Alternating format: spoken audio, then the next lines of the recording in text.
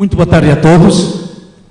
É com enorme prazer e gratidão que o Serviço de Relações Internacionais, em nome de Sua Excelência, Senhor Presidente da República, mais uma vez dar as boas-vindas a todos os convidados aqui presentes, membros do Governo, deputados, ex-titulares, assessores, académicos e funcionários da Presidência da República, neste que é o segundo seminário realizado pelo Serviço de Relações Internacionais, tem como objetivo para debruçar e discutir sobre o tema eleições presidenciais e as suas implicações nas políticas internas e externas de Timor Leste. Assim sendo, permitam-me, minhas senhoras e meus senhores, apresentar-vos sequência de programa neste segundo seminário realizado pelo Serviço de Relações Internacionais. Breves palavras de introdução pelo senhor assessor coordenador Dionísio Babo Soares, apresentação do tema eleições parlamentares em Timor Leste e as suas implicações nas políticas doméstica e externa por Sua Excelência, Senhor Presidente da República, sessão de perguntas e respostas, moderada pelo Senhor Assessor Coordenador Dionísio Babo Soares, conclusão e encerramento também pelo Senhor Assessor Coordenador Dionísio Babo Soares.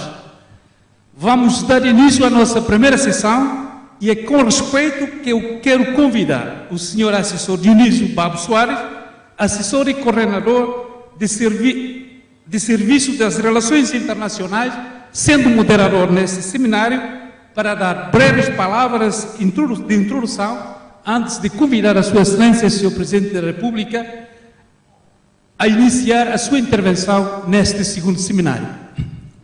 Boa tarde, Senhor Presidente da República. Boa tarde, senhores ministros, senhores membros do Parlamento, senhores embaixadores, senhores ex-titulares, Maundere, comandante das Forças Armadas, polícia, ex-titulares do Estado, senhores e senhoras embaixadores e membros do corpo diplomático e distintos convidados de bem alto respeito. O Indorei, senhor Presidente, atual intervenção ainda, quando a oitava conferência presidencial, a Presidência da República organiza, onde sense forum ainda na policy direction, para depois criar discussão e nós fomos guia quando a insama política ainda na rainha Tingalapa. E a aspecto da senhor Presidente, se a intervenção, a língua será depende do senhor Presidente, ele é português, ele é inglês, ele é teto. E depois, durante 30 minutos de lara, o senhor Presidente se colhia, depois foi a oportunidade para você fazer a intervenção, e vamos e depois se responde ao feedback do senhor Presidente. Tópico em sua coletiana, eleições parlamentares, depois das eleições, será uma acontece, a implicação para a política interna, política externa e na rainha. E ao respeito, como o senhor Presidente, ao convite. Please read something.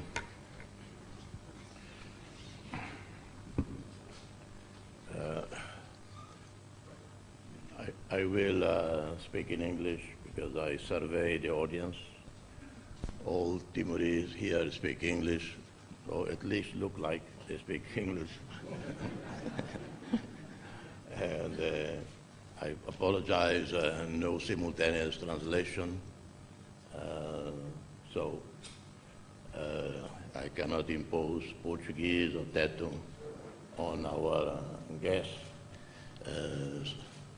And one of the secrets of communication is that you communicate in a language that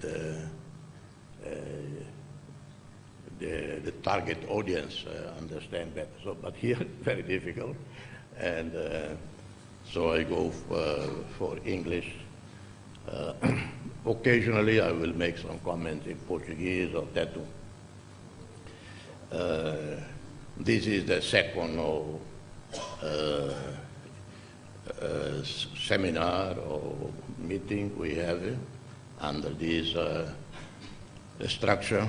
In my previous presidency, I had launched the presidential lecture series, and I had here President Lech Walesa, Poland, although he spoke mostly in Polish, so it was not terribly informative, and there was someone who did a rough translation.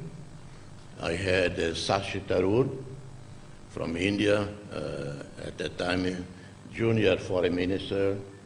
He's a former Under-Secretary General of the UN and a candidate to Secretary General in 2007 election.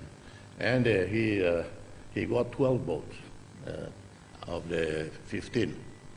And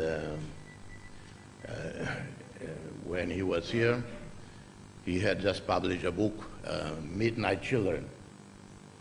For those of you who do know Shashi, he's an incredible speaker, super eloquent, witty, funny, and his book, Midnight Children, although it's a current affair about the birth of Indian independence, it reads like a novel.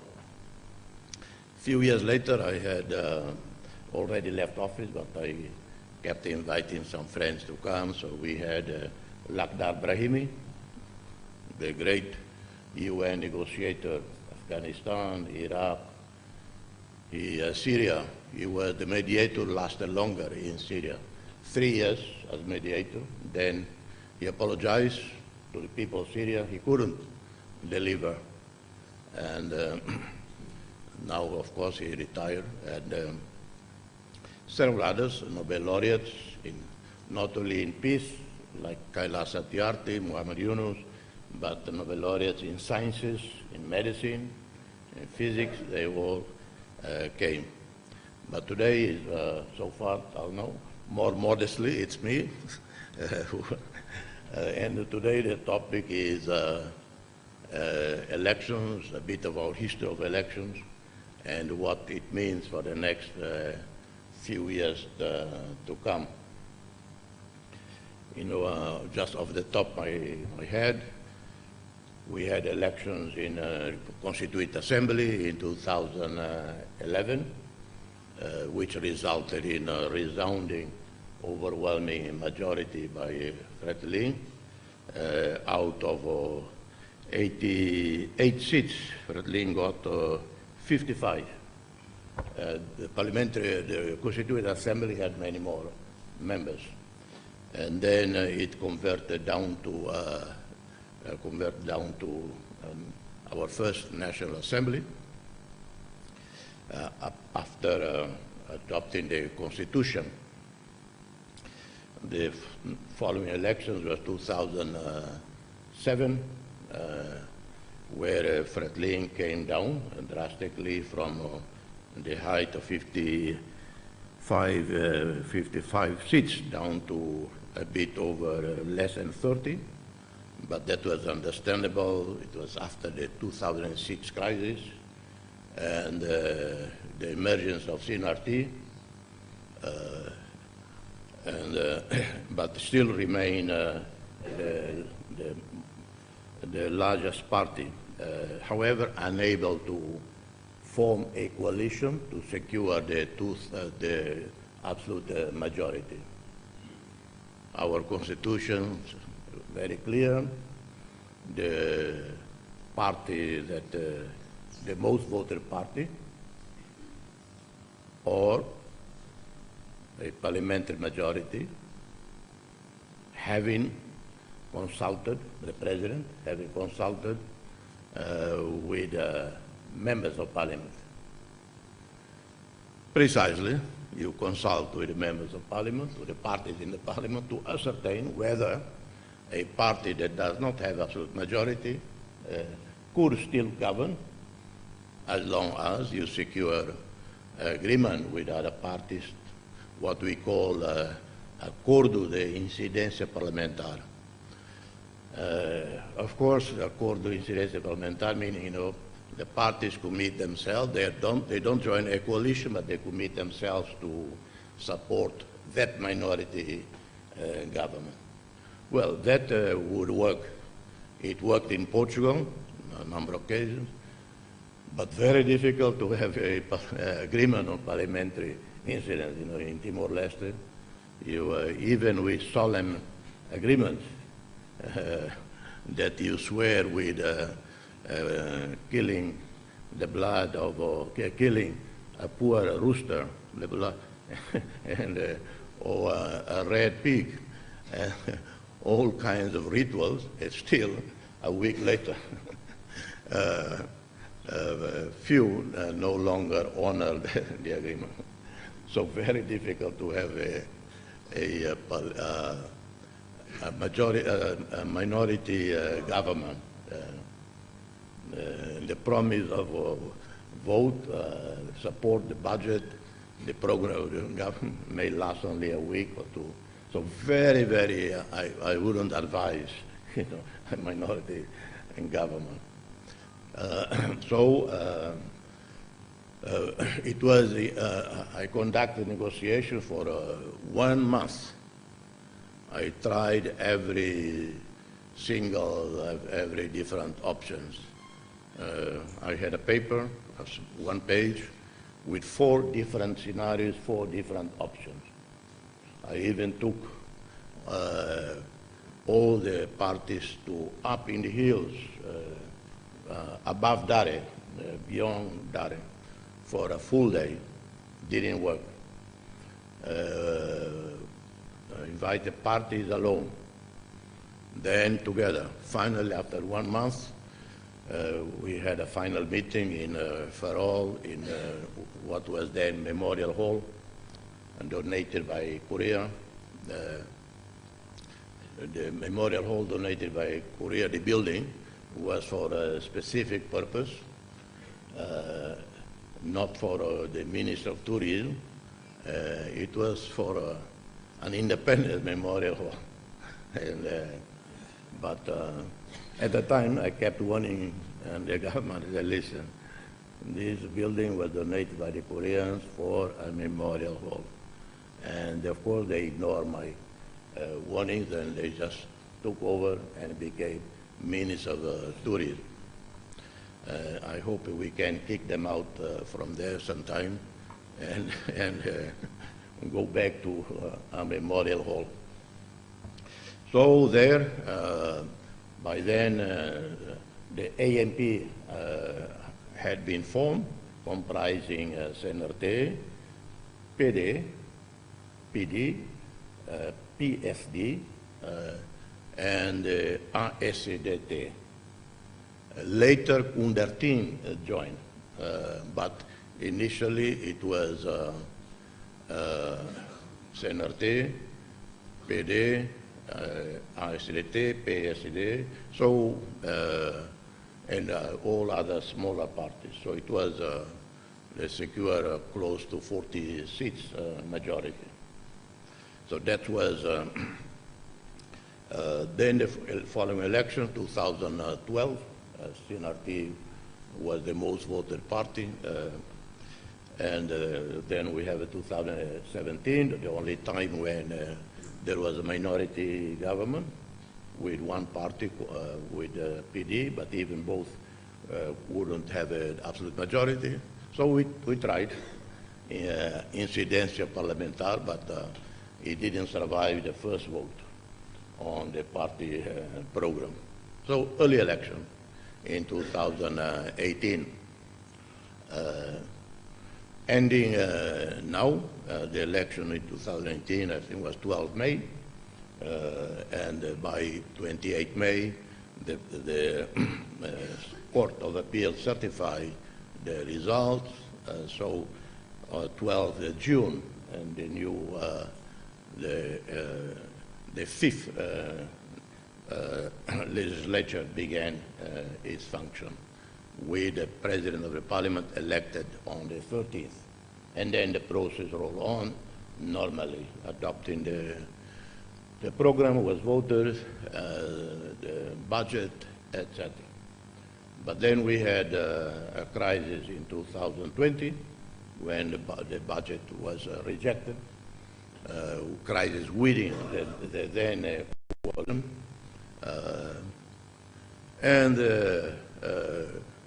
I personally took part in a meeting convened by President Luolo. Few of us were there, and it was agreed that we shouldn't, the President shouldn't dissolve Parliament, because in normal circumstances of a constitutional democracy, parliamentary democracy, a budget is rejected, and the government doesn't want a second chance. Parliament is government fall, Parliament dissolve, early election, but it was a bit too much to have early elections. So we all agree, for practical purposes, that there should be efforts to have a solution from within the existing Parliament. And so we all worked hard to have a new coalition. And I will not go into details of that, so the history, the story is that. And then upon my election in 2022, it was expected that I would dissolve Parliament. Many constitutionalists and others agree that it was legal, constitutional to dissolve the Parliament in view of what led to the formation of the Eleicao government. And the expectation and the worry or the fear was that I would dissolve Parliament. And but by the time we reached early 2002, we had still ongoing COVID, almost at the end, but the country had gone through COVID, not ending. We had 2 floods, and as if all these problems were enough for us and for the world, Mr. Putin decided to invade Ukraine, causing a major international catastrophe of disruption of food chain, and we just had the presidential election, and I thought any common sense, any individual, first I thought, am I going to impose on the people who went through already 2 elections, floods, and the complications of the situation arising from the Ukraine war, inflation, another election, with the risk that people will be so tired, then the turnout will be very, very low. So I consulted with Mr. Shanana, other politicians, and Mr. Shanana said, most important priority is to ensure that May 20 independence celebration goes smoothly with dignity, and he agreed that people were tired, but also all the political parties had their bank accounts probably empty because of the 2 rounds of elections. And so I don't think even CNRT was too enthusiastic about new elections. And so it was agreed. And besides, it was only 1 year away, So it was agreed that, The event of May 19, 20, 2022 went very well. And my attempt was, through this period, 1 year, to create a better climate in the country, of less tension, less acrimony, and I sought to work with the government. That's the government we had, regardless of my view on the government. I'm the president, and I cannot play politics and create even more difficulties for a very fragile government. So I set out to work very closely with the government in whatever way that in my role I could do. And then, so we arrived in the elections of 2023. Everybody accepted the result.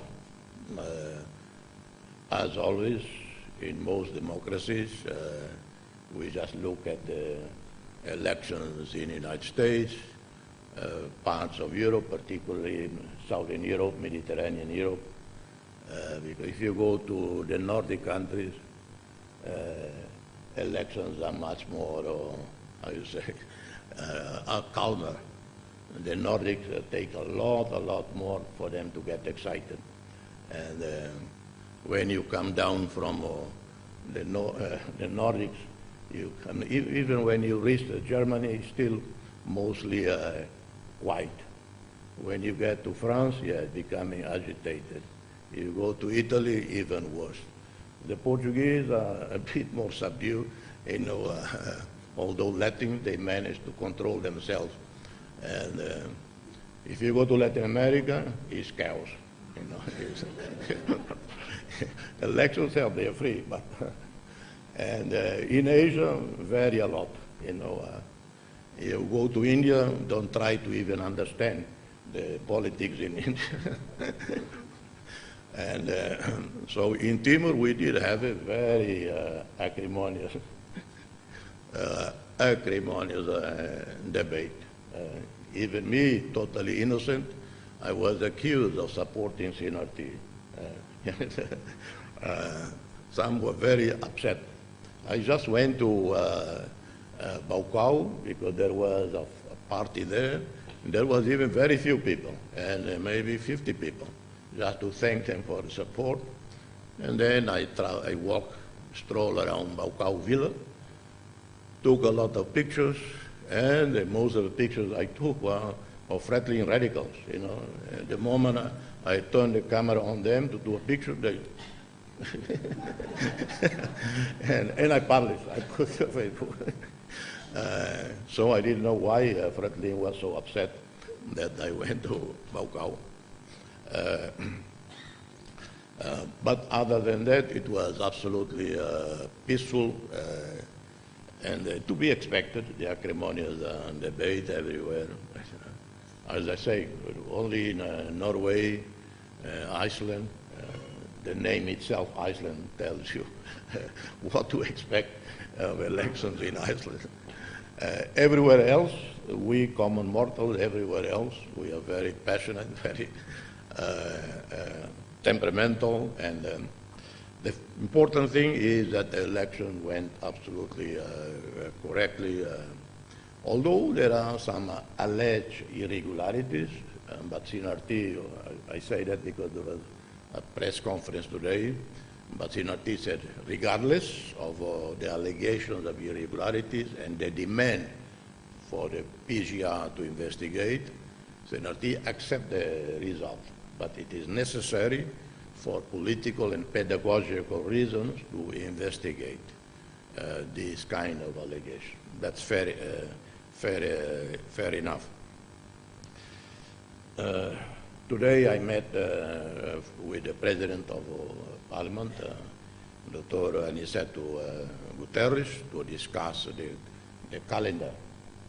As the law is clear, within 15 days, the new Parliament had to be inaugurated, so that there is the formality of me discuss with most voted party or a coalition about the timing of the inauguration of the new government. I want it, and I think everybody wants it as fast, as expeditious as possible. The President of the National Parliament is doing his very best. He said they will honor the law that says within 15 days.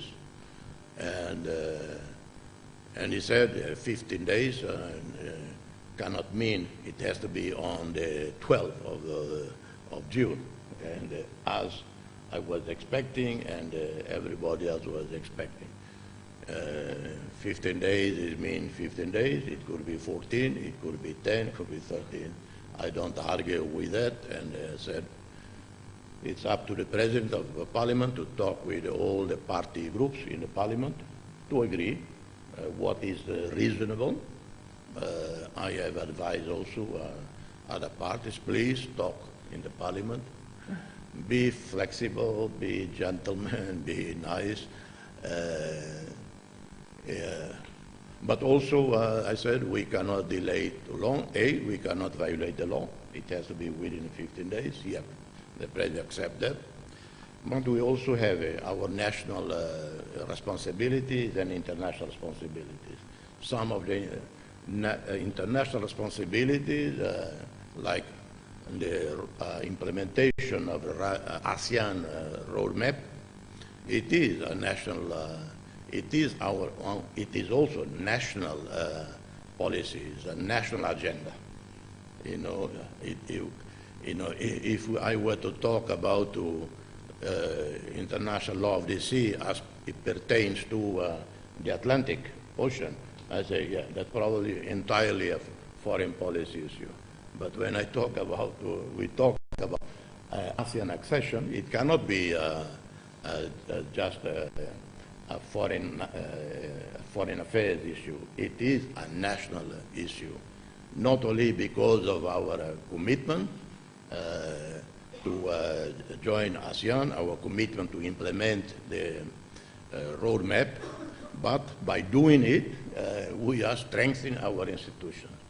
We are completing the accession to treaties, agreements that are necessary for the country. Even if we don't join ASEAN, these conditionalities, these milestones, as engraved in the roadmap, it is for the benefit of Timor Leste.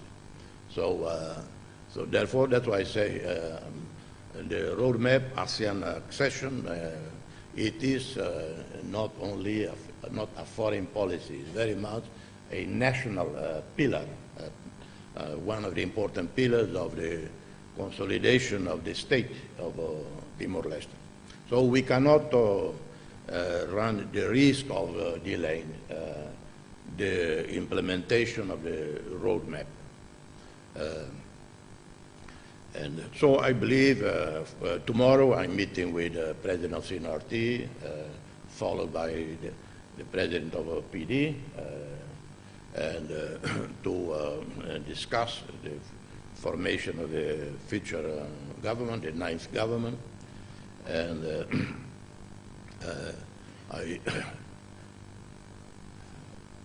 in Timor-Leste, we already have had over the years experience of continuity. What is positive, as I personally observe over the years, is that whichever government comes, continue the major projects, national projects, foreign policy initiatives that the previous government had undertaken. One is, for instance, the Tiber Port. The Tiber Port began with the fourth constitutional government.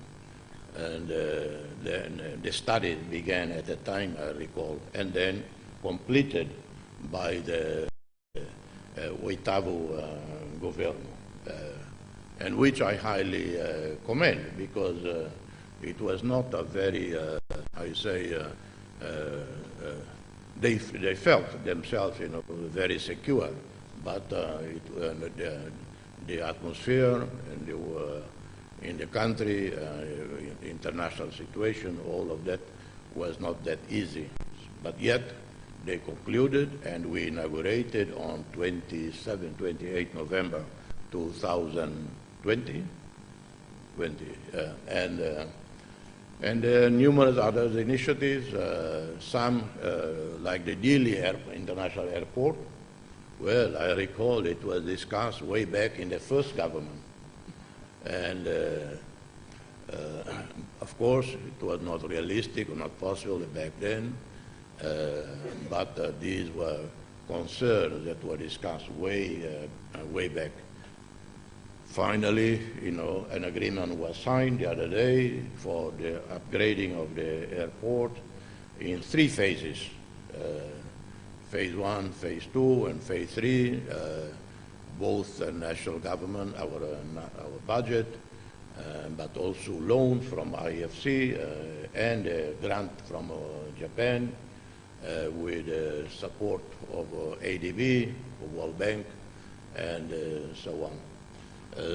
Similar to the mobilization of expertise and resources that led to the successful conclusion of the Timor port. There are other examples, that, for instance, one best example is ASEAN membership.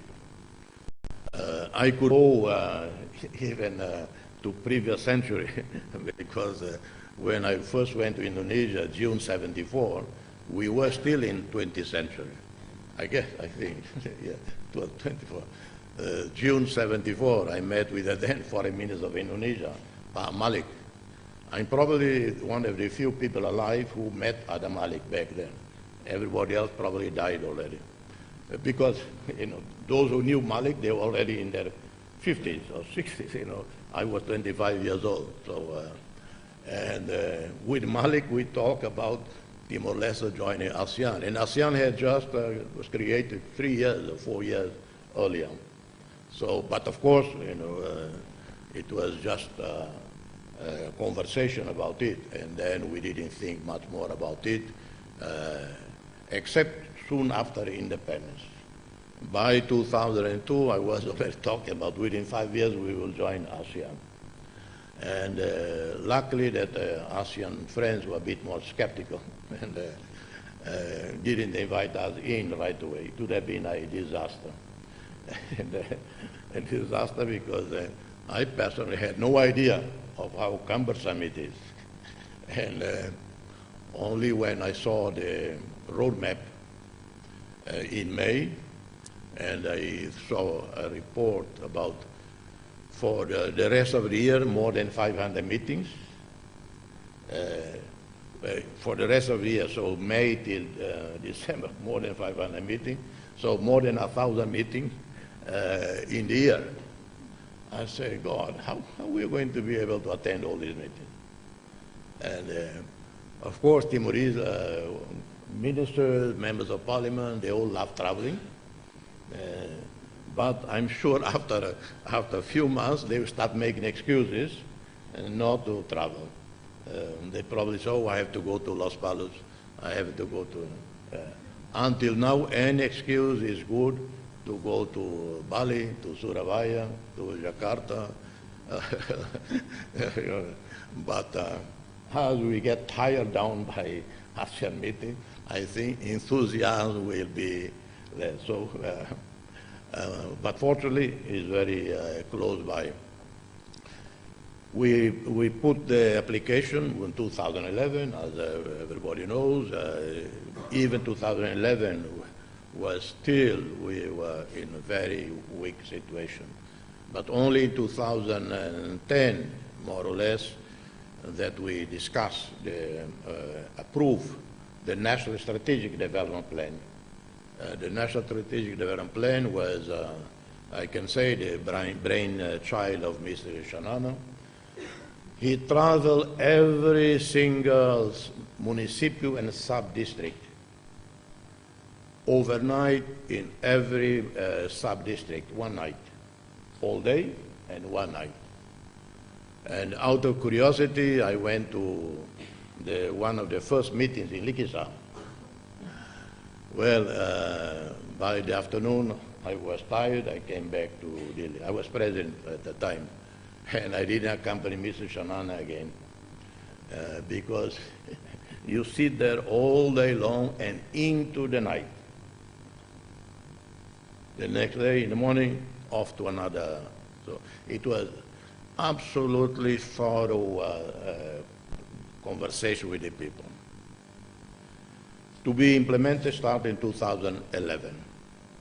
And that's what a period of very high growth in Timor economy. At one year, we reached 13% growth.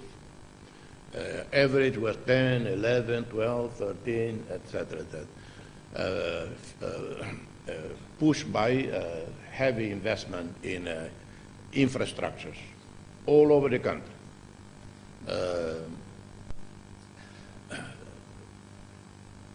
But this has to continue,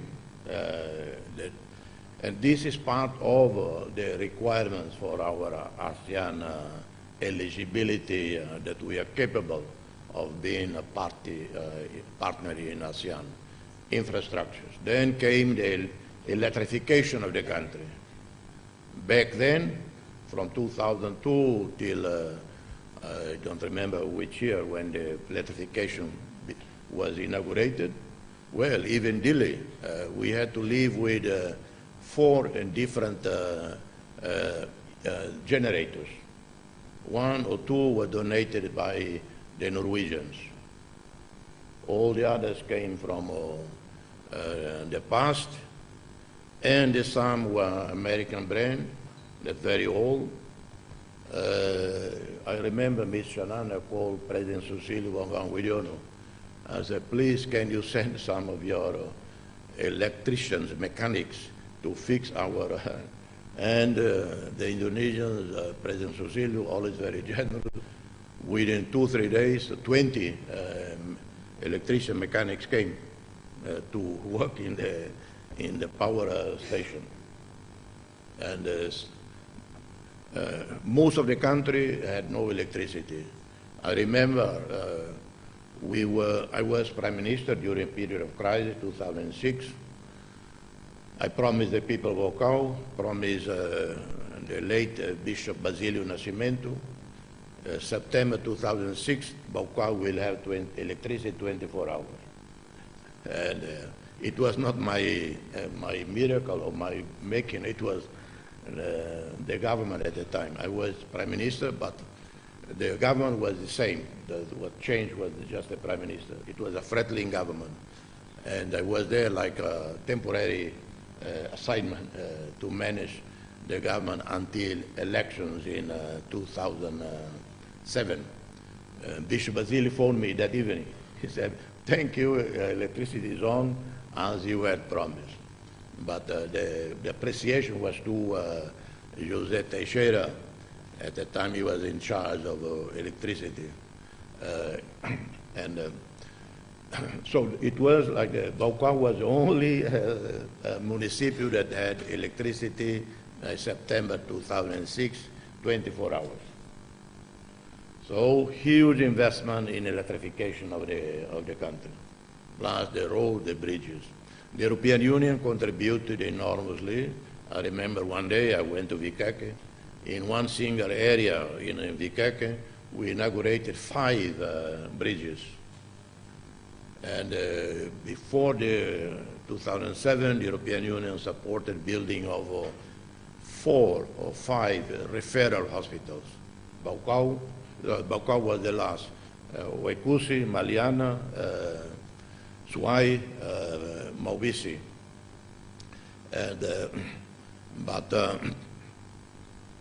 And of course, we had the government of 2007 launched a fund called Human Capital Development Fund.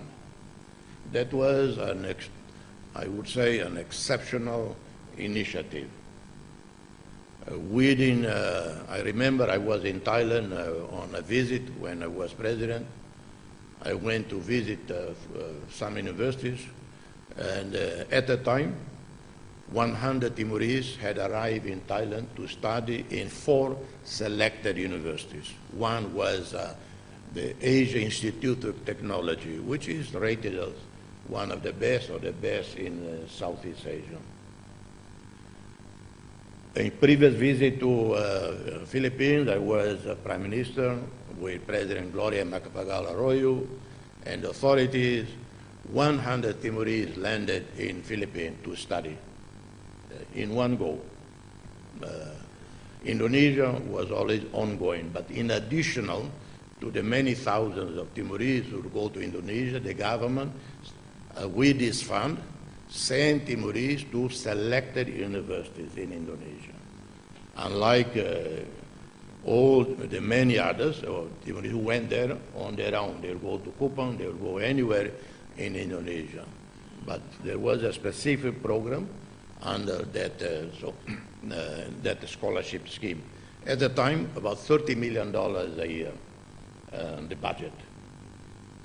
With Cuba, we had, that was started with the first government, and we built up until 700 Timorese students who went to Cuba to study, all covered by Cuba.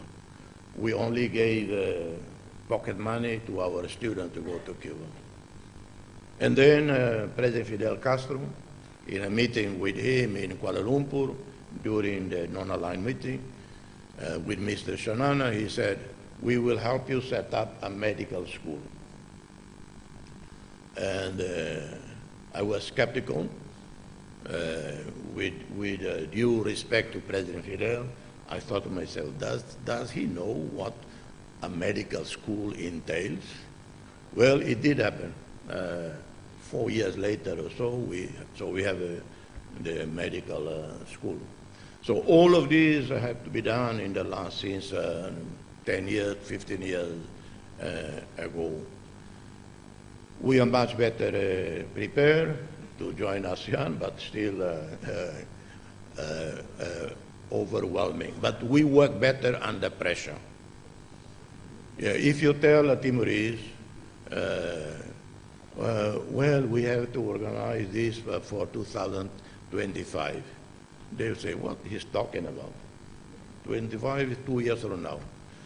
And one extreme example, every other country in the world, probably, you prepare for the Olympic Games 4 years at least in advance. Well, with my experience with my compatriot, 2 months before the Olympics, you start getting the athletes and start raising money for the tickets.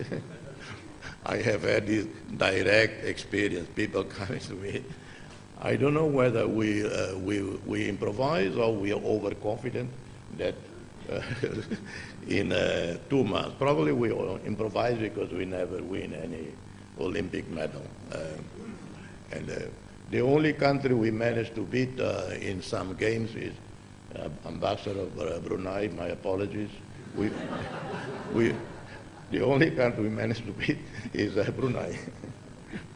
With Thailand once, I was so embarrassed, Shanana was so embarrassed. We both were in Jakarta. We are watching the television.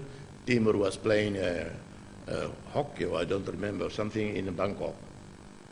God, in the first few minutes, we're already 20-0, 30-0. And Shanana said, listen, I'm going to sleep. And I also told the people, listen, tell me tomorrow the result. It was the result the next day that we heard 57-1. And so it has been ASEAN accession, all the pressure is very healthy, very salutary to help us to work under pressure with deadline. And I have to congratulate the Minister of Foreign Affairs and her team, Milena Rangel and everybody else. They have made tremendous progress.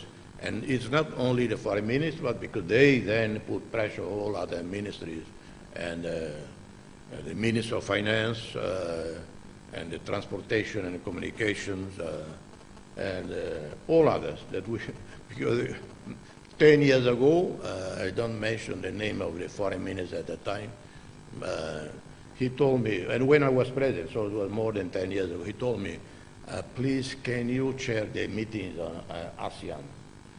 Because I call the meeting, no one turn up. And I said, listen, I cannot call the meetings, you know. You have to talk to the Prime Minister. So people would, some ministries would think that, well, this is an issue of the foreign ministry and not, but now we all understand, and not only now, but the last 10 years, understand that this is the whole of the country, the whole of the government, the benefit is for the whole of the country. So the next, we have the government that is coming. Of course, the government will present the program to the Parliament, and we will know what are the priorities. Of course, one priority, absolute priority, that this country has to address is child mortality, infant mortality, child malnutrition, stunt, provide clean water for every community in the country. I wouldn't say clean water for every house. Can you imagine if before we resolve the urban planning, urbanization of the planning of the Delhi, how we are going to bring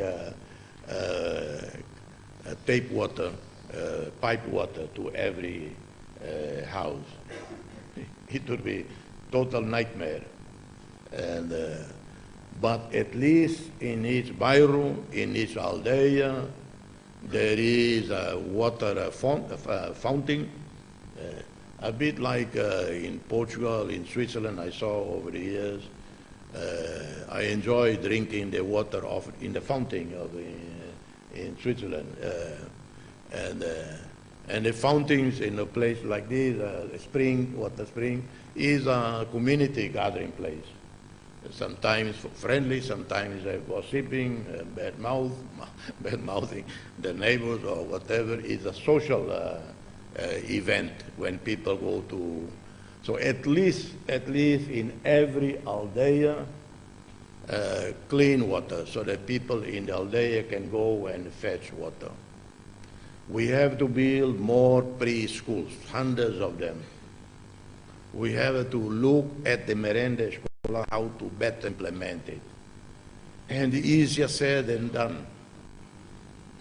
The idea that give money to the school director is a good one. The school director somewhere, he or she buys the food, and then the mothers in the aldea, in the school, surrounding the school, they cook. But when if the mother, the school teacher, he cannot even find eggs, cannot find the beans, cannot find the proper vegetable, rice even, in some of the remotest areas.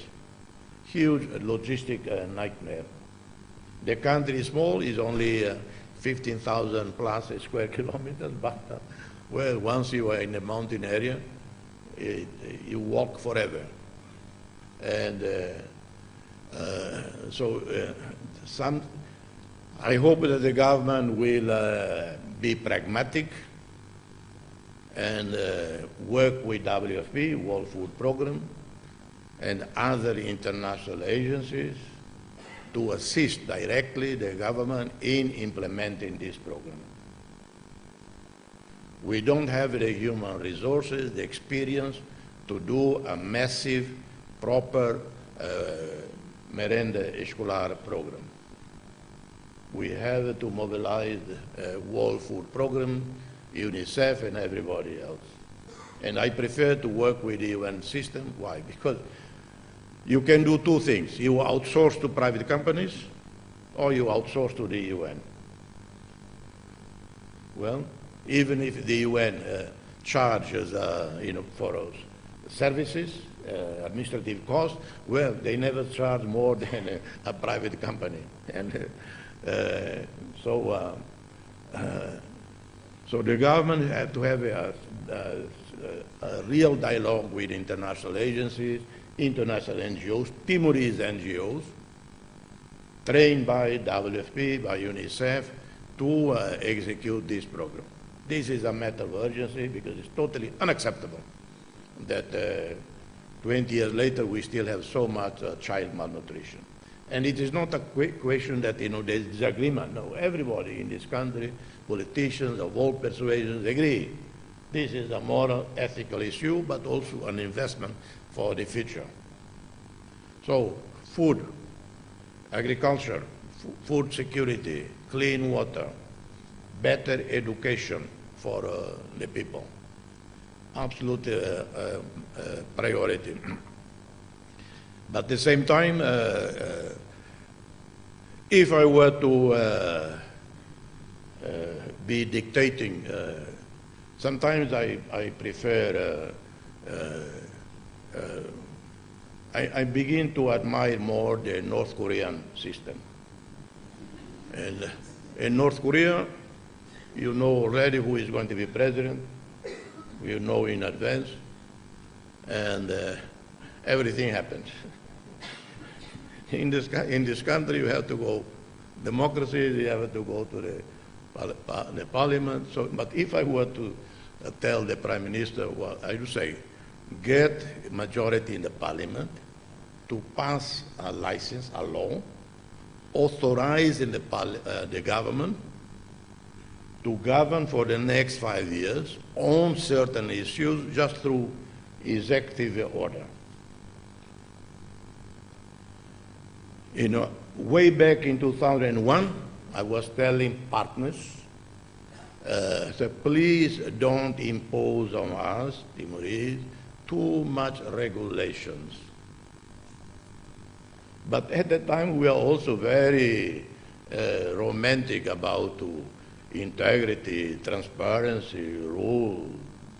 And some of our politicians were actually, became darlings of World Bank and IMF because we are so strict.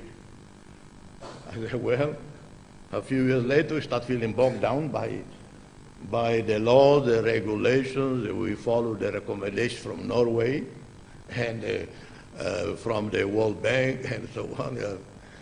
And then we are very good in signing MOUs.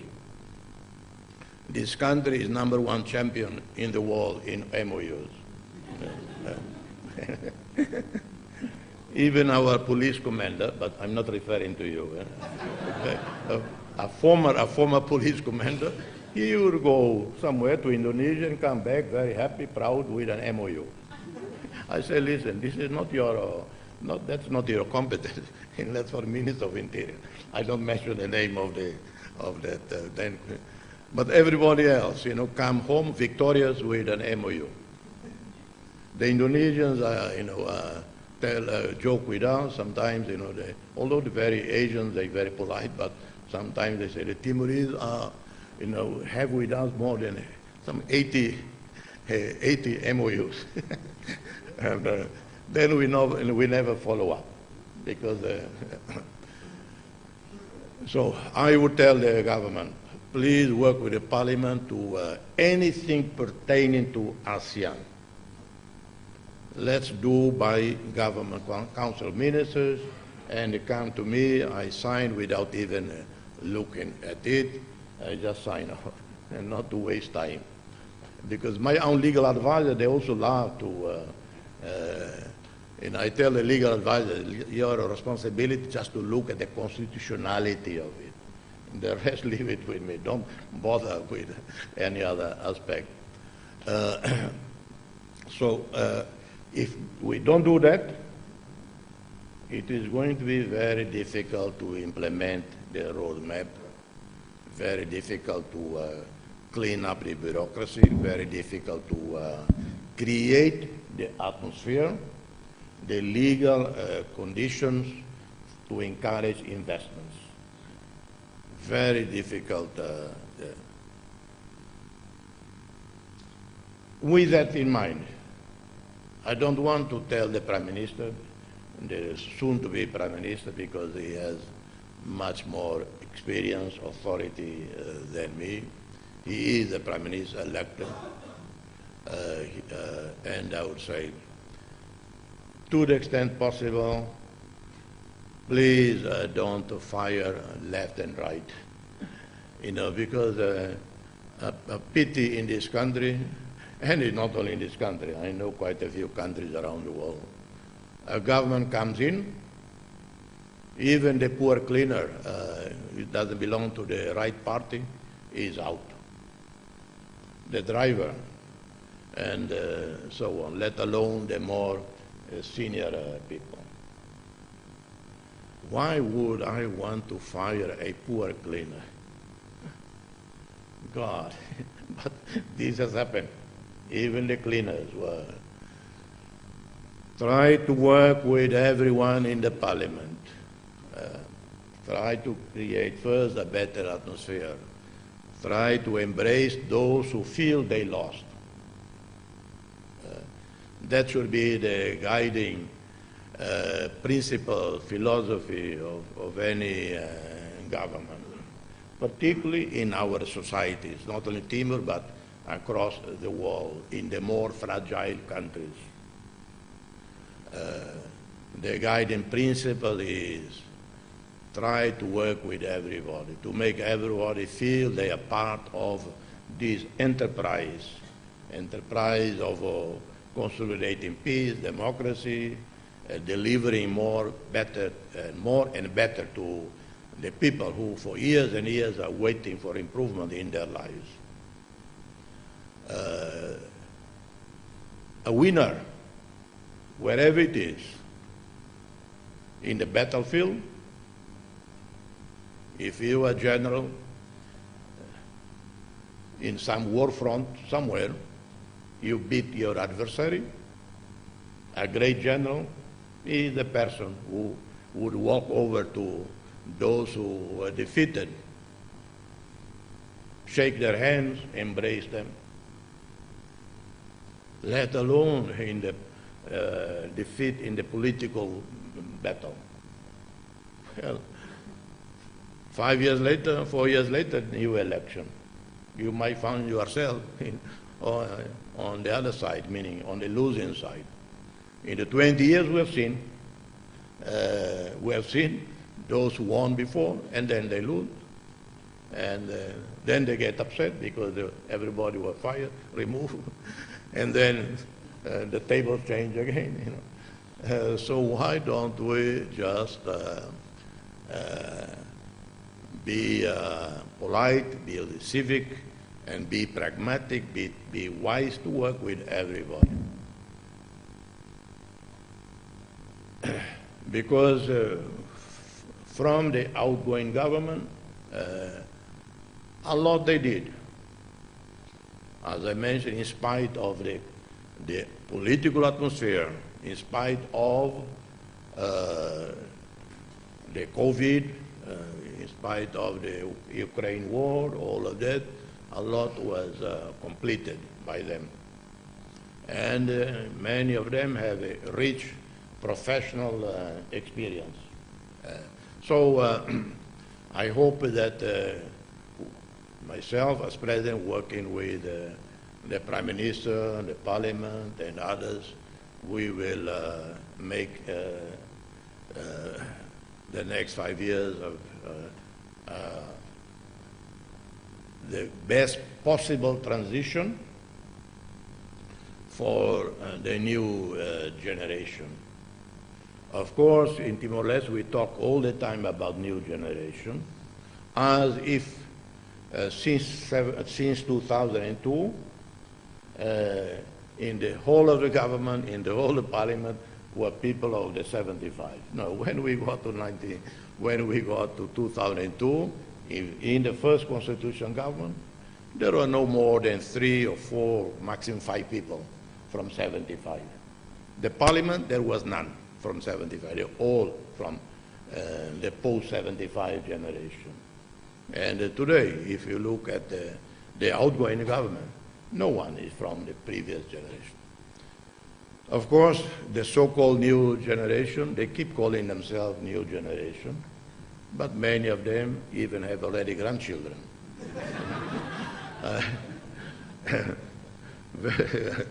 And yeah, and like, you know, Mariano Savino, he's already almost 60, you know.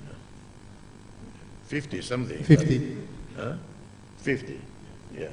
He has been in government since 2001, 2002, with tremendous experience in the parliament, in the government, and everybody else. So they are ready for us to completely step aside. But step aside with the next 5 years to create the best possible democracy, the best possible social atmosphere, political atmosphere, having resolved a lot of the social and the political challenges in the country, having joined ASEAN, having a robust economy, with the support of everybody, particularly our own people, political parties, and backed by the international community. I think we can do that.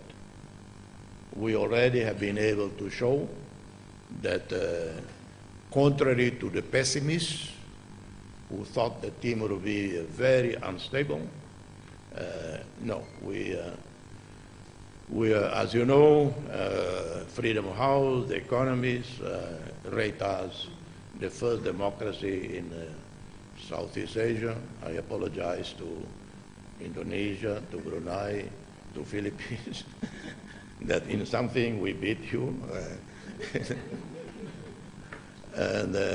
But we do have a lot of serious challenge. Another thing that we beat everybody else in the world, we beat the Indians, the Americans, the Chinese, and that is in cigarette smoking. Timor has the highest per capita smoking in the world. Another that we also beat the Chinese, the Indians, the Americans, the Indonesians is road accident. I don't know whether we are number 1 in the world or number 4. A few years ago I saw we are number 1, but I don't remember whether they include only motorbike accident or overall accident. Yeah. So some of the, so I refer to it, and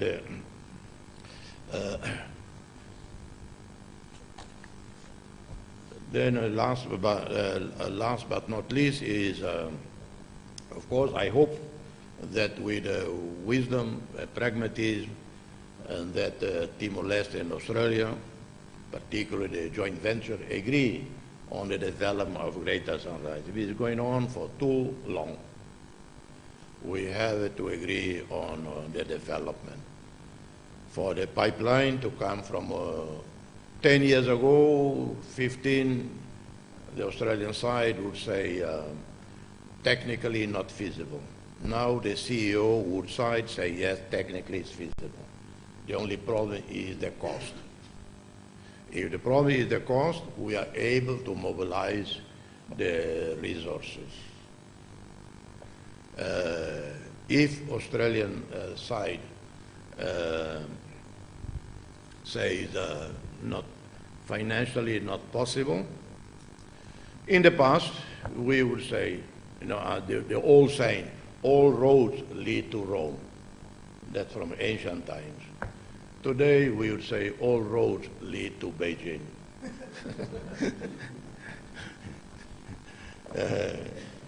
Yeah, and many roads still lead to Washington and to Brussels and or to Berlin or to Tokyo.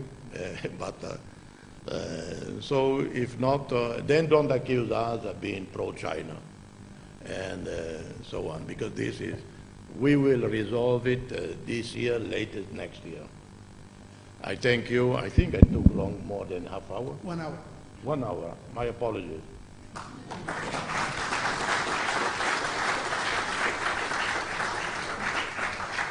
Thank you, Mr. President, for such an enlightful speech. Before we proceed to the next session, I would like to acknowledge the presence of Signor Roger Lobato. Of course, everyone knows Signor Roger Lobato, Comandante Leri. Also, ministers and the former President of Parliament, por favor, levanta para depois os senhores conhecerem. Of course, the ministers I mentioned already, the Chief of Staff, and also Dr. Roque Rodriguez at the back. Sir Roque, this is one of our resistance leaders.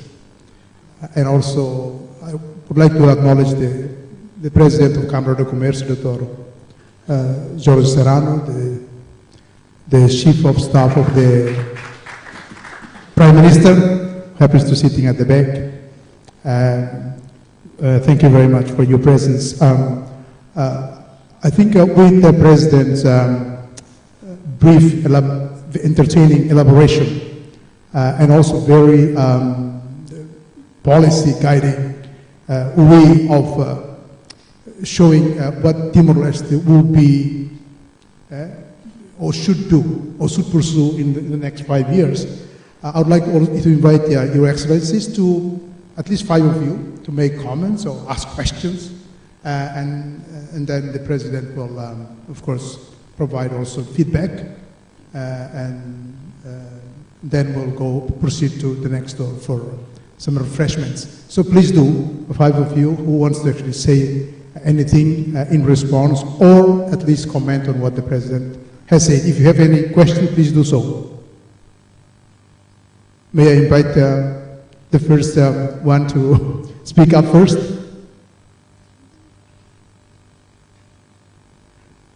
Looks like everyone understood completely what the President has said. Sir, please. Por favor, Sr. Stanislao.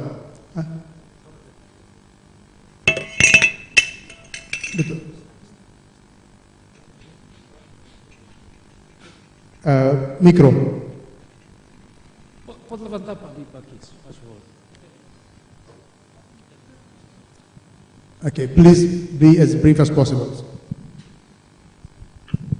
Felix. Obrigado. First of all, His Excellency Dr. José Ramos Horta, President of the Republic, Ambassador, Ministers, Excellency, ladies and gentlemen. My name is Felix Piedade. I'm from G7+. I only have 3 points that I would like to share.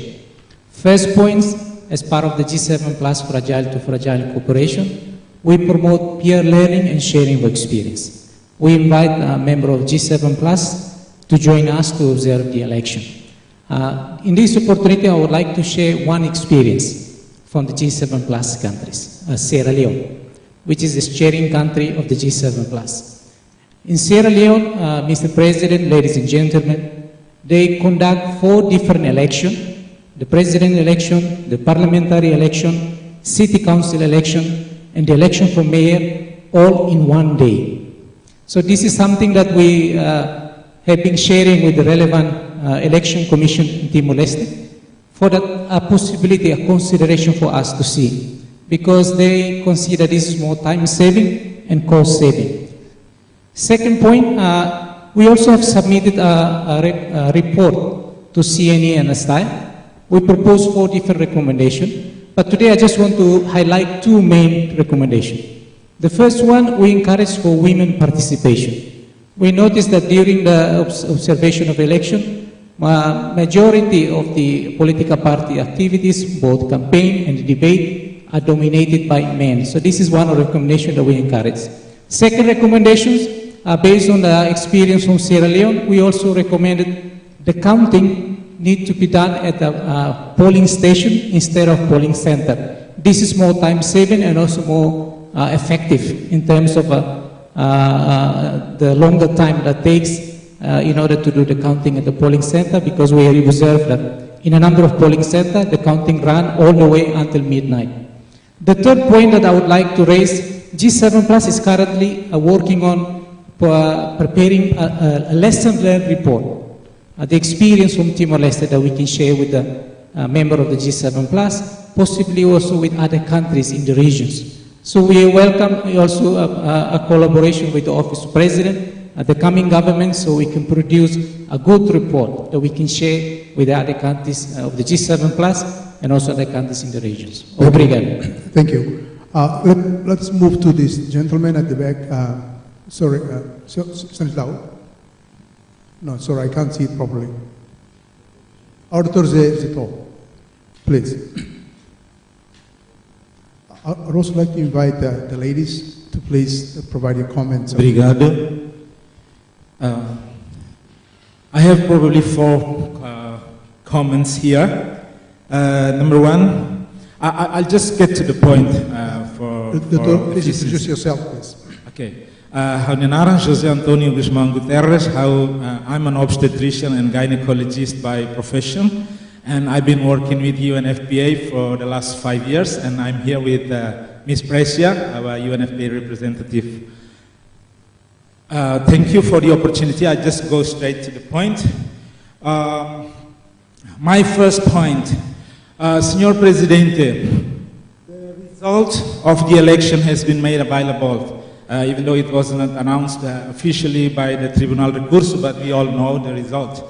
And in view of the result, there is no absolute majority. What will you see the future of this future government in the next 5 years in the political constellation? In my opinion, in regards to what you have said, we have to be more pragmatic, embrace everybody, but the wounds are just too deep. You know, how are you going as a president to heal the wounds? The wound in the past. Let us look at one example.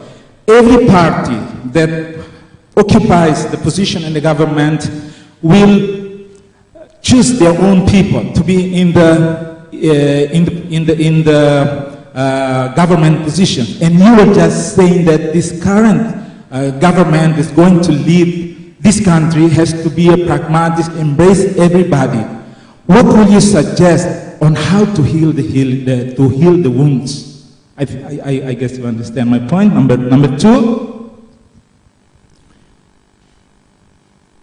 I am very happy you mentioned about the priorities. Some of the priorities are related to health sectors.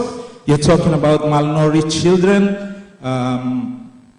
the high number of the infant deaths. I would also like to suggest another big priority on the maternal issues. It has been so difficult for this country to deal with issues relating to maternal, especially those who are pregnant. Adolescents, they are going to be mothers, but they are malnourished. They don't have a good antenatal care. Most of our mothers deliver at homes. Our statistics says that 57% of the mothers delivered in their homes, attended by whom, we don't know. So I would like to really humbly suggest that please put the mothers in also in one of the priorities. In a third comment that I would like to suggest, you will rightly say that the government needs to open their arms to work not only with the local companies but also with the UN agencies. As a Timorese who have been working with the UN agency for the last 5 years, I see the big benefits of doing that. UNFPA has been proposing the third-party partnership on the procurement of a lot of medical equipments, especially related to mothers, with a very cheap, high quality, and very rapidly providing, the tools, everything that we want through this procurement. I think Senor Dionisio, who is also the high politician in the winning party in your presence, I would like to emphasize this in this public audience, to take this into consideration. I think that's from me. Thank you. Thanks, Sir Doctor, for leaving one out. Any more? Sorry, Ambassador.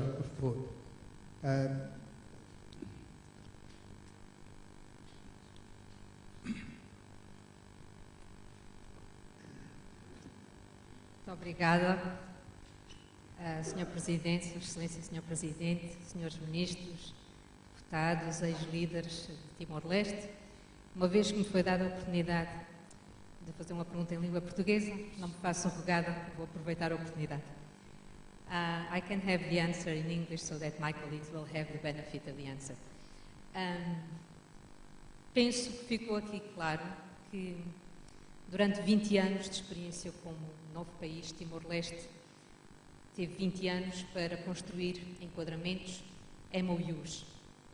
Neste momento, creio que é necessário passar à fase da ação e é nesse contexto que pergunto, em relação aos parceiros da cooperação, quais seriam as áreas na economia timorense em que nós poderíamos, de certa forma, cooperar com o governo de Timor-Leste e passar à ação, seja na agricultura, seja as pescas, a agroflorestal, quais seriam os setores prioritários para nós podermos também ajudar a passar esta fase da ação. Muito obrigada. Obrigado, senhora embaixadora. Vou passar diretamente ao chefe da provedoria. Depois eu passo por si. Obrigado, Virgílio Guterres, provedor de Direitos Humanos e Justiça. A minha pergunta seria ao Tetum, a minha resposta pelo inglês. A Presidente, em intervenção, descreve como a roadmap que foi mais Timor Leste. Pessoalmente, a cidade faria roadmap, né? Em Catarquete, o barco se belhare, a tua tem mais ou menos a roadmap, né? Aquele que nós compromisso nações asianas, inclui Timor, com a advocacia, promoção, na proteção dos direitos humanos e a região, né? Também a preocupação pessoal é que Timor vai ir a adere à ASEAN, belemos e a possibilidade de comprometer Timor em a natureza e a responsabilidade histórica nessa nação que a resistência até agora defende princípios democráticos, liberdade da imprensa e luta por direitos humanos. Primeira vez que eu encontro ida em nível da nação observador baseado em Aichar, pessoalmente sinto irritado também e está ronadet a situação em Myanmar situação em Filipinas do Sul e a Indonésia e Papua mas está lá bela qual é botida. Então preocupação é que tem adesão asiana bela compromete Timor a promover saída maquia na história também está lá rico nessa Indonésia lá rico nessa Raisel a tu faz para Raisel mas quando vê que tem na história mas luta defende direitos humanos então saída maquita se halo a tu adesão asiana lá compromete Timor em princípios em luta a tu defende a princípio de direitos humanos. Obrigado. Obrigado, senhor provedor. Please introduce yourself, sir. Thank you so very much, Your Excellency President. My name is Dr. Arvind Mathur. I am the WHO country representative to Timor-Leste. Just wish to take the opportunity, Your Excellency President, and the esteemed audience over here, first to acknowledge and thank you, Excellency, for raising the issue about tobacco and the tobacco problem in Timor-Leste. Successive governments in Timor-Leste, Excellency, have done extremely well, and I want to acknowledge and compliment the governments and the people of Timor-Leste for the effective tobacco control policies and the programs. The submission and the question that I would like to pose to Excellency President and for the incoming government, number one, that the enforcement of these laws and these policies is an important aspect. That's where we see the gaps. There is a ban on the sale of single-stick cigarette, but that is so easy still to get when we go out to a small kiosk, whereas the law bans it. When the taxation has been increased exceedingly well, and our gratitude to the current government and especially the finance minister and the health minister, the chances of the illicit trade of tobacco increases. And as a part and as a signatory to the Framework Convention of Tobacco Control, the Timor-Leste is a signatory. You can accede to a protocol for banning the illicit trade of tobacco across the border. And that's where there is already signs of interference by the tobacco industry. So my request, Excellency, through you and to the incoming government would be to really start working on acceding to the protocol of FCTC for banning the illicit trade of tobacco and work on enforcement of some of the stipulations which are already there in the law, in the decree law that has been passed. Second point, Excellency, is relating to the lifestyle diseases. In Timor-Leste today, the non-communicable diseases, be it the hypertension, be it the diabetes, be it stroke, be it the heart problem, are actually the largest causes of death. And it is imperative that some of the best buys which have started, like for example, the introduction of the tax on sweet and sugary beverages, as well as on the low consumption of the salt, but importantly with the active lifestyles. These are things which have started and they need to be sustained as we go forward. And again, my request would be that we bring the young people's lives in this context, because the premature mortality is what we are seeing over here. And I just want to end by saying that the whole effort with regard to resilience of health system is very important. Because if health is at risk, everything is at risk. And that's what the COVID-19 has proven, whether it is access to the mother and newborn. And don't leave the newborn, as Representative said, for the mother, but don't leave the newborn out in our equation of providing the quality care. Thank you so very much, Excellency. Obrigado, Barack. Thank you, Dr. Albert. I think I'll give you a chance, Mr. President, to wrap up the whole questions. In case if we still have time after this, then we may proceed to another session. Please, if the floor is yours. One of the challenges, problems that we have to address in the next election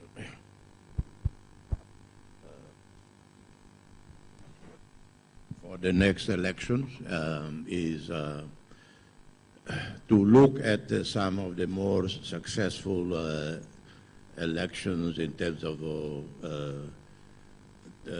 technology used. Like Brazil, for a long, long time is known as one of the very best systems, all very automated, electronic.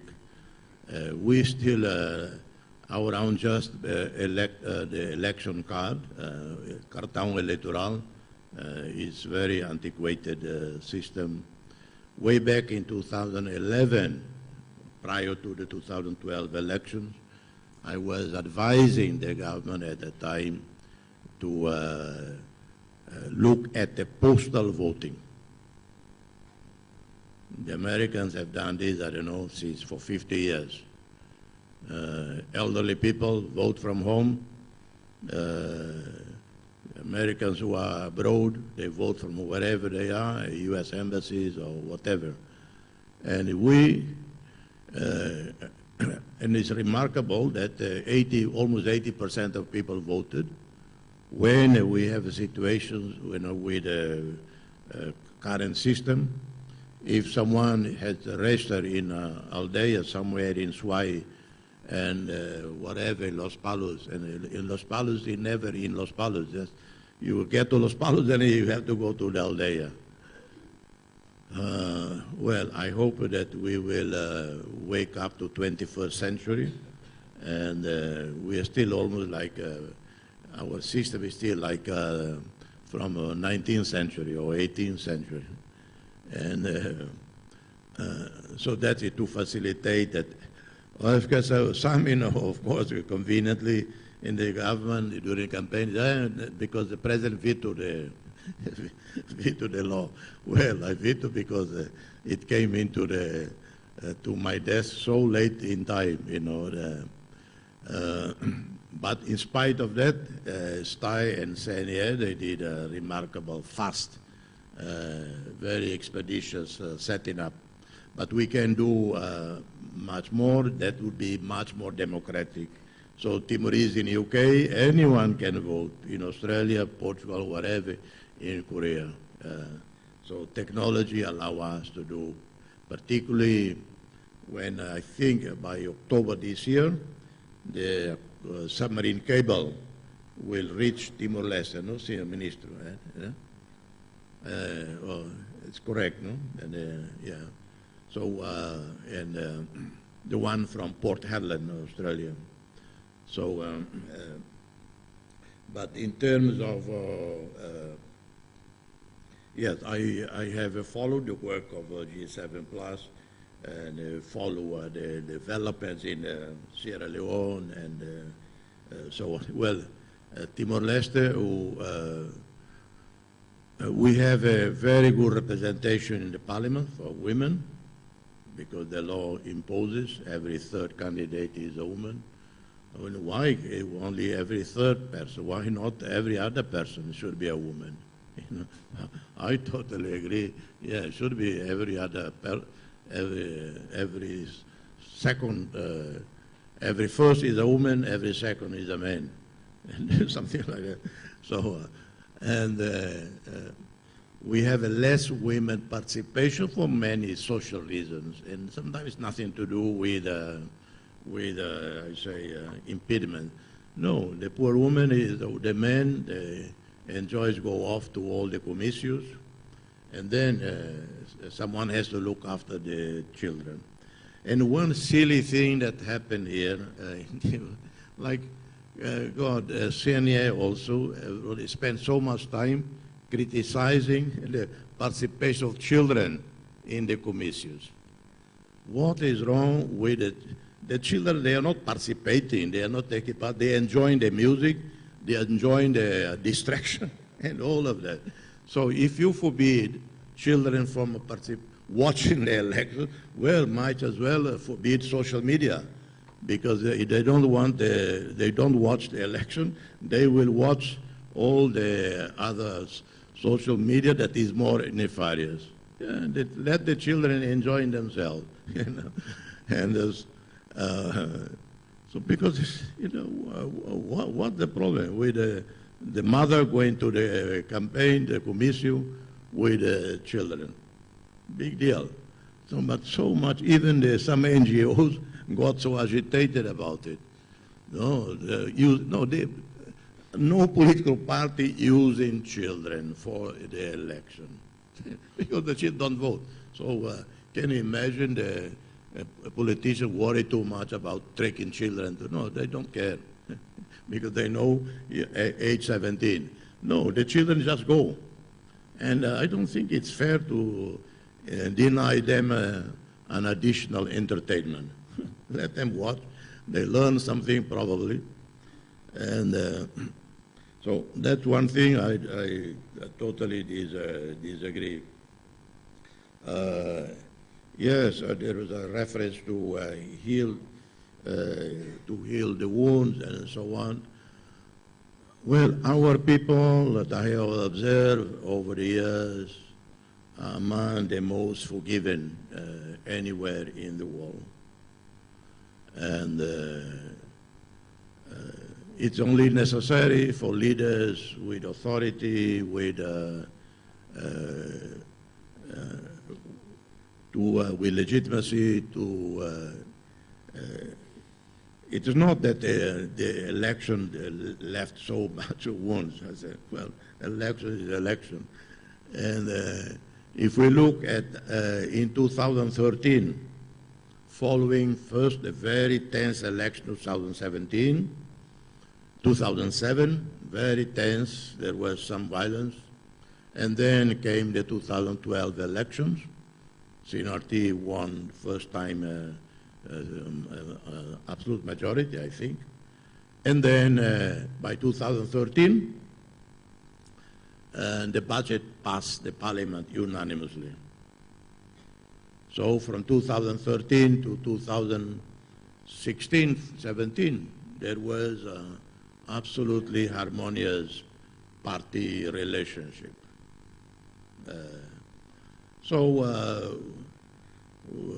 I believe there is a possibility of us working together to further harmonize the country.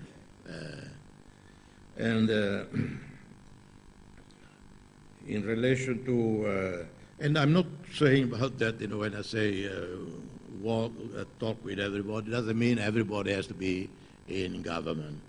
When I was special representative of the Secretary General in Guinea-Bissau, politically, very, very complicated situation. And I used to joke with political parties there, with friends in all the parties. I said, one way to resolve the problems here, you should make a cabinet of 1,000 people. Then you give jobs to everybody and no one is upset. But I don't want to mention, because one leader in this country, he was also very frustrated with all the pressure from his party for positions. In frustration, he shouted at the meeting, okay, let's have a government with 1,000 members. Then everybody will be happy. And so it is not to bring everybody, but into a government. I don't know whether government of national unity. Government of national unity, normally you would do through history, following a civil war. Then you try, as a first step, first stage, very difficult, not so easy, and then you do it. But in normal circumstances, an inclusive government, we talk in Germany, years and years ago, they had this grand coalition concept. And, but generally it has not worked well in most conflict countries. But what you can do is consultation, talk to people, go to the opposition, show your wisdom, your humility, embrace everybody, bring them to the debate on the budget before it is submitted in the parliament. And make everybody feel that they are respected, they are not to ignore, and don't use your majority to bulldoze things. Don't use your majority to humiliate the other side. That's what I mean by talking with everybody, bringing everybody as part of the process. If I miss some other questions, for instance, in terms of human rights, and well, ASEAN itself has made tremendous, I wouldn't say progress in the sense, because it could be a bit of, I say, patronizing that, well, a few years ago they were not. No, that there have changes in ASEAN. Well, ASEAN leaders have taken very strong stand on the issue of Myanmar. I was pleasantly surprised. It would be unheard of that 20 years ago that a country like an offending country and they do a coup would be so ostracized. So I think, many years ago I was foreign minister. I was in Geneva attending the Human Rights Commission. Sergio de Mello, we became good friends for over many years. He was elected High Commissioner for Human Rights. And we both met in the Vieilleville. Vieilleville, for those who know, is the old town of Geneva. And over many croissants and renversés, because that's all we ate and drank. Renversé is the equivalent, Swiss, French, like equivalent to latte or French café au lait. The Swiss, Genevois, they call it renversé. And and Sergio asked asked my opinion, because he had never dealt with a situation like that in human rights. I told Sergio, I said, listen, Sergio, the Secretary General of the UN does not command the 6th Fleet or the 7th Fleet. He doesn't command the biggest economy of the world. You even less. And don't make as a policy criticizing. What is more important to you, Sergio? And I'm speaking from experience of the past in that, I would be tempted to speak out. So Sergio, what is more important? You save a life of someone somewhere in Kabul by going very quiet, and that is more important, or speaking out. If you have to speak, if there is a situation that someone has to speak out, well, go to the powers that be, let them speak out. And then you go and do the discreet negotiation, mediation. One success, of ICRC, because of its the nature of the institution, they go where even the UN cannot go, because they do things in absolute discretion. Of course, nowadays, 21st century, much more difficult for the governments, to be silent, because you have so much public pressure to speak out, to do this and that. So I told Sergio, and then I was supposed to leave soon after, but he said, no, please stay longer. Help me handle the situation, because it was in the aftermath of the Iraq war. And so I stayed on a few days to meet with him every day to discuss that. So for us, Timor, yes, we live by our principles, our beliefs, but we are not going to make judgmental interventions on everything and anything. We are small, we are weak. Our priority is human rights in Timor Leste itself, etc., etc. And we will be guided by the majority of ASEAN countries. If we are asked to provide an opinion, yes, I'll be happy to provide my opinion privately. So that's how we have to do. I don't. And in terms of no, of course, mothers and the babies. A healthy baby requires a very healthy mother.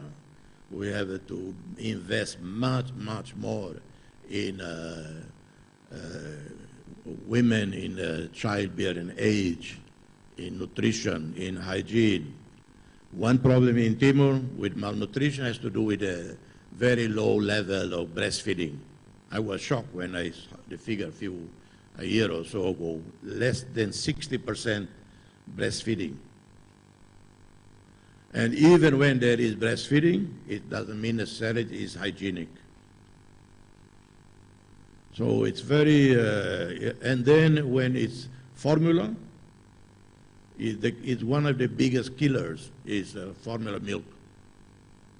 Not because, the woman is, I say, brainwashed, impressed by the old advertising. Healthy babies, good-looking babies on the kaleng, on the lata, and wow, I want my baby like that. And because you're poor, you buy the cheapest one. Buy one, get two. Buy one, get one free. And then because you're poor, you don't use 5 or 6 spoons per measure so you use only 1 or 2 to save. And then the water is not clean. And then the bottle is not clean. God, what a catastrophe. Yeah. So we have to address this. Much more support to the mothers. Can we do it? Yes. Timor, with our resources that exist. We cut expenditure elsewhere. that has been wasteful, too much per diem for everybody. During the COVID, God, I think we spend more money on per diems than actually on fighting COVID. The army all got per diems, the police got per diems, and I thought, I'm very naive, innocent in these things, and I thought the fight against COVID was primarily the work of doctors, nurses, lab people. And when I heard the army Piantelli also had to have a per diem, and I thought maybe they are going to use the guns to shoot the... So I thought maybe that's the reason. Sorry, but... so we can cut in international travels, except within ASEAN. Electricity, do you know that the drivers, the thousands of drivers, Timor, in the government cars, because they don't have a way to rest while the minister is in meetings all day long, in meetings somewhere or in his office, the air condition is running of the car all day long. I found that out many years ago. I was driving to see the Prime Minister, and I took my moke. I was too embarrassed to park the moke, my little car, right in front of the Prime Minister's building. So I went to park near the sea, but inside that big parking lot. So when I got out of the car, I heard noise of the car, all of them. So I looked inside, it was the driver having a nice nap, the air condition was on. This is happening all the time. Well, partly because these people, they don't have a place to sit and wait more comfortable. How much money we spend? Phone bills. We owe $7 or $8 million to Timor Telecom. A minister finishes his mandate, a parliamentarian finishes his mandate, he takes along the number. And then still charged to, some 15 years ago, already left the government, they're still using that same number that before. So many ways.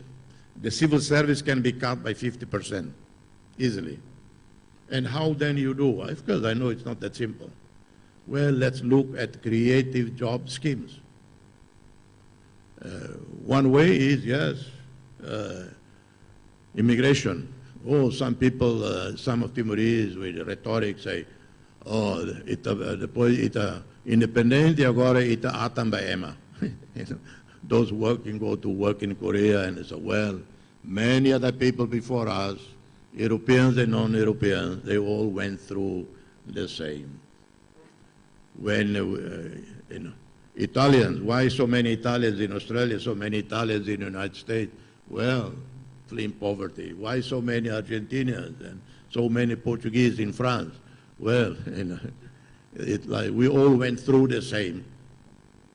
And going to work in Korea, in Australia, in UK is great experience. They're exposed to different experiences, culture, ethics, values, and some, of course, are wrong, but yeah. So I completely support that, and I continue to lobby some governments. If everything goes well, June 26, we sign an agreement in Berlin with the German government to accept 1,000 Timorese workers, but that includes training of them. If everything goes well, this year 500 Timorese students can go to South Korea to a university there for work, for study and work. Next year they want to take 1,000. Many will finish, they will return with money, with experience, and so on. So we can look at this, how to cut down the civil service to what is sustainable, necessary level. But not necessarily only have to go abroad. There are youth job creation in Timor. We can do in the aldeias, in the sukus. Some volunteer work, some paid work. Some food for work. We can do that.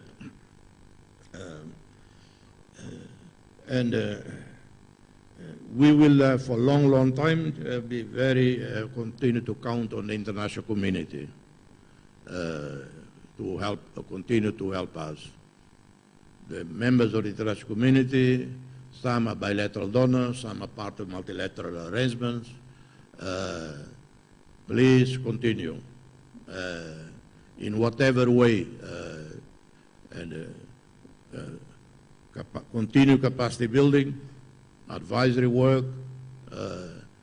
We continue to need all of that. So I hope that I forgot a bit, Ambassador, bocado a sua pergunta. Era, não sei se eu pensei que responder.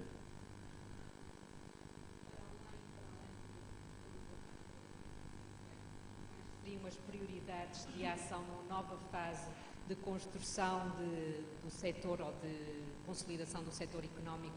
Quais seriam as áreas? Yeah. Agora vou responder a teto, né, para pergunta, né, portanto, e o setor economia e investimento saída na Belhalo. Claro, né, sou eu teto, né, polia dar barak que não com a vida, né, mas ele liu e tem para o governo e programa, apresenta para o parlamento. Ita Rona Buatruma, primeiro-ministro eleito Colia, senador Colia, partido CDE Colia, ita Rona, prioridade, mas que irida a noi, né? Prioridade sarne, sei, concretiza, primeiro, a formalidade e a programa apresenta ao governo e ao parlamento, e depois orçamento para apoio ao programa irane. E ao Colia da Lavara com o primeiro-ministro eleito, e minha experiência não tornei larang, até na saída, mas a prioridade na portanto, primeiro, né, o governo vai apresentar, o governo eleito apresentará o programa ao parlamento e, uma vez aprovado, o orçamento para apoiar esse programa, né, e, mas uma é continuação de investimentos em infraestruturas. Infraestruturas, por exemplo, o Bolsonaro falou em estradas rurais. É absolutamente importante, estradas rurais.